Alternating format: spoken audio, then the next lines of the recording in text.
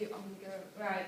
Basically, we're just asking about your background, like where do you come from, and like has your education brought you into this, or was it a hobby? Okay. Well, actually, so I'm Kieran. Yes. I write Beta. That's my graffiti alias, but I work at Zap Graffiti Arts. Zap as a business has been going since 1995. I'm actually from a place called Livingston, just outside Edinburgh. Now, Livingston, it's a new town, basically just outside Edinburgh and Glasgow. It was basically meant to take on board the overspill of Glasgow, basically. So it was like a big, like a big council estate. So basically there was loads of new buildings, or buildings in the progress had been built, and it was like a bit of a playground for early graffiti writers. Now most, if you look actually right, at the Scottish graffiti scene, most of the main graffiti writers have stemmed from Livingston. So it's got quite a history. So there we go. I was quite lucky in that I started painting graffiti. The guy called Ease, who was like a bit of a Scottish graffiti pioneer, even for Britain as well, actually. So I was quite lucky. Basically, he used to give me like paint and kind of show me some bits and bobs. And my dad's a sign writer as well, so I've always kind of had art and lettering in particular in my life, I suppose. So graffiti, well, I didn't even realise at the time. I just used to see graffiti as loads of mad colours and shapes when I was a kid. So I started doing it when I was about 8-year-old. So I've basically been doing it about 30 years now. So there you go. So yeah, basically, Zap Graffiti Arts was set up in Edinburgh.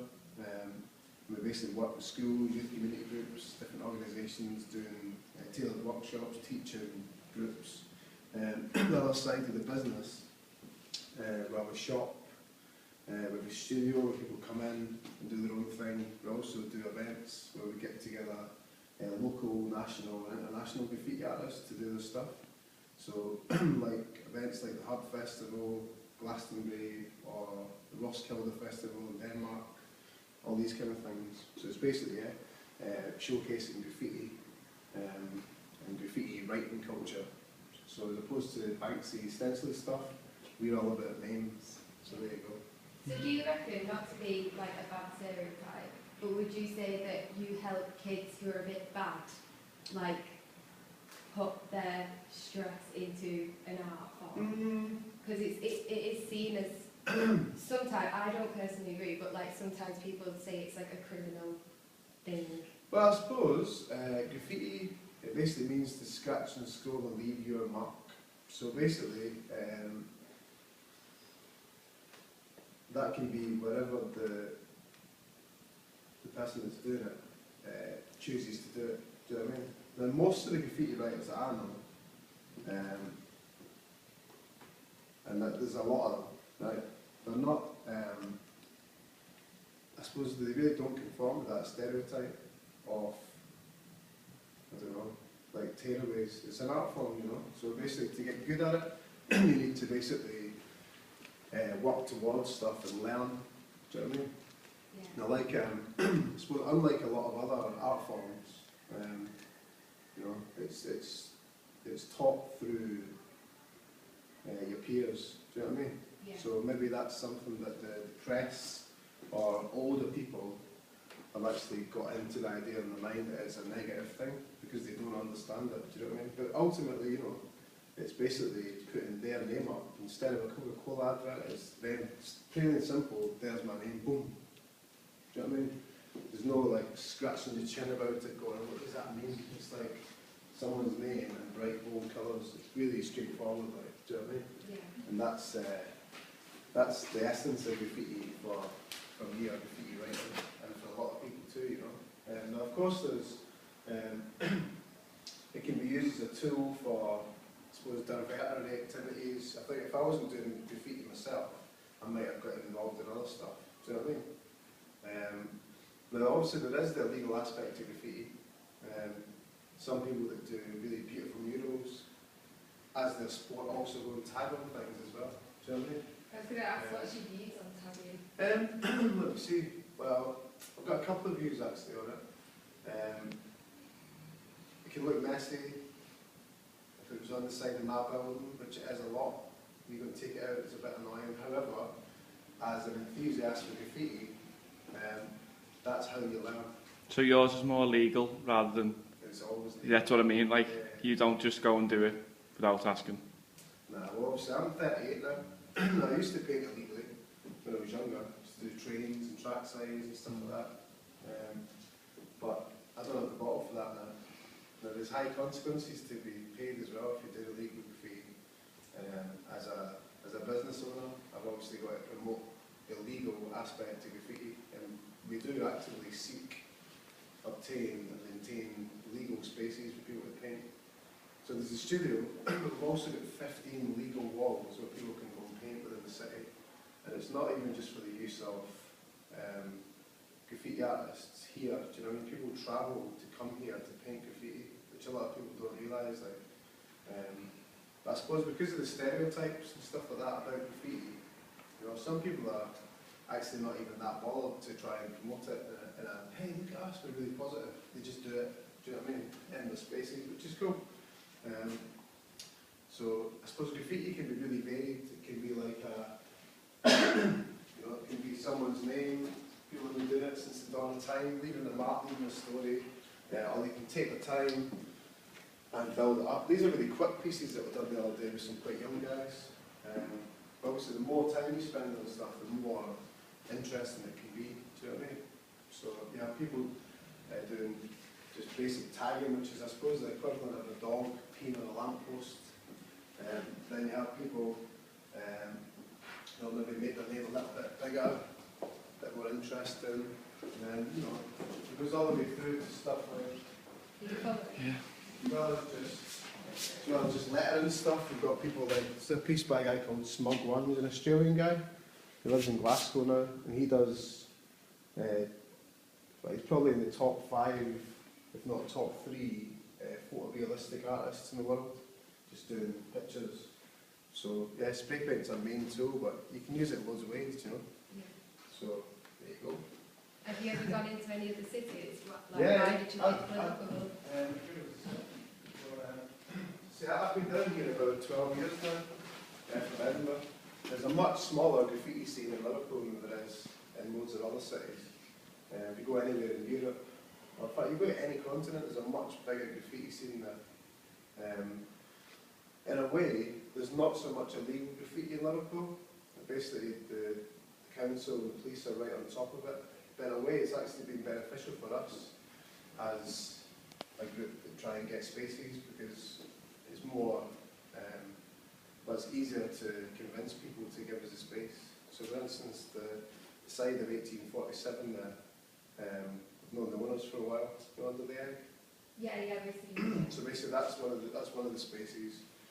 There's the Grafton Street, Man Street, Brassy Street, amongst others, where basically people can go and paint. You know? So we try and monitor it and maintain it to a certain level, so it just doesn't get out of hand, like, you know. How do you gain access? Do you literally just go in and ask? Well, now we'll basically we'll see a space, and then try and figure out who owns it, and then go through the process of try to get hold of them, and then basically propose to them, like, this is what we could do, kind of thing. But that's all done on a voluntary basis, though. Yeah.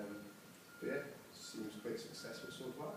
Have you ever got in trouble with the law for it, even when you were younger? No. Did you always get away with it? Well, to be honest, no, I was quite lucky in that what I chose to paint hasn't got me into trouble. Yeah. Have you been down to London? I mean, I went down to London and there's some that sell for like 30 grand, and you just randomly do it on walls. Is anyone trying to buy your stuff randomly? Yeah, I've travelled quite a lot as well, just doing my own graffiti stuff. Yeah. It's kind of one of my hobbies, basically. But it's my main hobby, is basically painting graffiti. So yeah, I'll go and paint for fun wherever I can, really. And I've travelled quite widely doing graffiti. Yeah. And yeah, from time to time people will just ask to buy my work. However, most of the work that I do for fun is on walls and stuff like that, so it's quite temporary. So the work's based on photographs. Yeah. So. And I was going to ask you, what do you do when it rains? Maybe halfway through. Well, it depends. If you've got the time, you know what I mean, you just stop for a bit. and then start again. But sometimes, you know, you might just crack on then. Yeah. The paint, it dries pretty swiftly, so as long as it's not a full-on downpour and you can handle the cold quite, then it can work then. No, yeah. Have you ever had a piece in a gallery? Yeah. Yeah, which ones? Yeah. Down at the Tate, Okay. and a few others as well. Cultural Centre de Hollandes, was in Paris. Basically that. So has this always been your job, really? Your hobby? Yeah, basically, yeah. Yeah. I think that's about it, really. You've done really well. You gave us more information than we thought we would. As I say, the graffiti scene globally is massive, you know. Yeah. I suppose one of the things that probably keeps it going and of interest to people is a youth culture, but also as well, some of the pioneering characters of it, they're in their 60s now, do you know what I mean? Yeah. So there's up and coming people getting involved in it all the time, and yeah, it's really global, you know. The internet helps loads as well, even just for artists to communicate, but also as far as styles go as well. Something someone will do in the Bangkok today, you'll see tonight, like on the internet. So it travels fast, do you know what I mean? Flights cheaper, whereas when I was younger, basically, people would take loads of photos and send them to pen pals, right? And that's how the styles were developed as well. For whoever, that's how it was done. It's a lot easier, and now we've got the internet, do you know what I mean? With cheaper flights and stuff as well. But we used to try and organise events where we'd literally have a bunch of like coins and be on a payphone trying to phone America. Then the phone would go there, you'd have to do it again. So it's a lot easier and cheaper as well, like, to do stuff. Yeah. What's your view on Banksy and the King Gorilla situation? Well, to be honest, the whole Banksy scenario, what Banksy does, it's clever, it's funny, it's interesting. I get a bit bored hearing about Banksy. Yeah. I say it's one facet of graffiti, slightly different to what I do. I'm a graffiti writer, so it's about writing names. Even the word graffiti art is actually like a press term. It's like a negative term used against graffiti writers to basically put people call themselves writers in New York at the time when they were doing stuff. I suppose it's like, but it's just basically taking on board that name. I suppose what Banksy does, I suppose a lot of the time he's using stencils and stuff as well. Some people might see it as, you know, it's cool, it's funny and stuff. It's not my thing. No. Have you heard of the King Gorilla situation? Yeah. Or Well, I know that there's, well, it's publicised as this kind of beef between them, but I don't really know that much about it, to be honest. Other than a lot of graffiti writers class themselves, or if they're asked to choose which side they would be on, they'd be in Team Robo, and I'd be in Team Robo. Yeah. Right. Is that everything?